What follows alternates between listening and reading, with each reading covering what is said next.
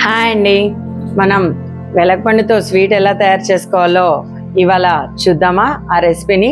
First ఈ వెలగపండుని మాగిందని మొన్ననే decide అయిపోయాం కదా. ఇది ఫస్ట్ ఈ వెలగపండుని బ్రేక్ చేసి లోపల గుజ్జును తీద్దాం. వావ్, చూసారా ఎంత బాగా పండిందో. ఈ లోపల గుజ్జంతా తీసేసుకుందామా.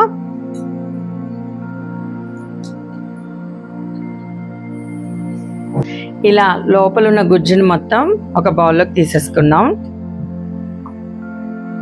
చూడండి ఇది ఎంత బాగా రైపన్ అయిపోయిందో, బాగా పండింది.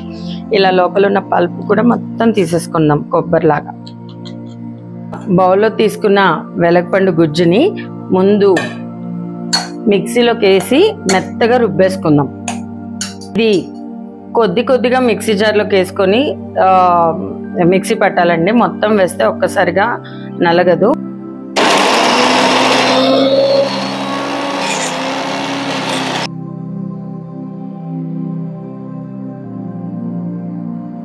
మనం మిక్సీలో బాగా మెత్తగా వేసుకొని, ఎంత మెత్తగా వేసుకున్నా కాస్తంత విత్తనాలు టెక్స్చర్ మనకు ఉంటుందండి. ఇదైతే పేస్ట్ అవ్వదు. ఈ పేస్ట్ ఇంతగా టెక్స్చర్ మనకు సరిపోతుంది. ఈ 1 కప్ ఆఫ్ పల్ప్ అయిందండి. దీన్ని ఫస్ట్ బౌల్లోకి వేసుకుంటున్నా, మిక్సీ పట్టినది. తర్వాత సేమ్ క్వాంటిటీ ఆఫ్ బెల్లం వేసుకుంటున్నా. మీరు ఒకవేళ బెల్లం ఉండగానే యూస్ చేస్తే కాసంత బ్రేక్ చేసుకొని పౌడర్ వేసుకొని తీసుకోవాల్సి ఉంటుంది. ఈ బెల్లం మనకి షుగర్ కంటే ఈ బెల్లం వేసుకోవాలండి. బెల్లం ఆరోగ్యానికి మంచిది. అందులోనూ మనం బియాండ్ ఆర్గానిక్ బెల్లాన్ని వాడుతున్నాం కాబట్టి అది ఆరోగ్యానికి మరీ మంచిది. ఈ బెల్లాన్ని ఈ పేస్ట్లోకి మిక్స్ చేసేద్దాం.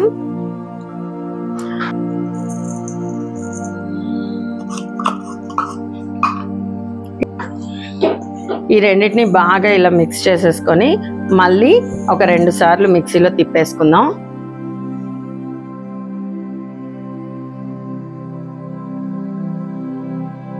ఈ వెలక్కాయ అండ్ బెల్లం మిక్చర్ని ఒక్కసారి మిక్సీ చేసేసుకుందాం.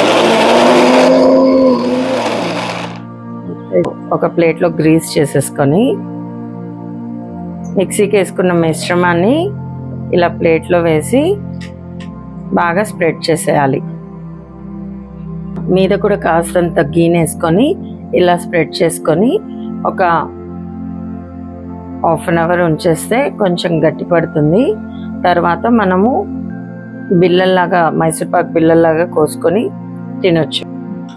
చూడ్డానికే చాలా బాగుంది కదా. టేస్ట్ చేస్తే మరింత బాగుంటుంది. మరి టేస్ట్ చేద్దామా?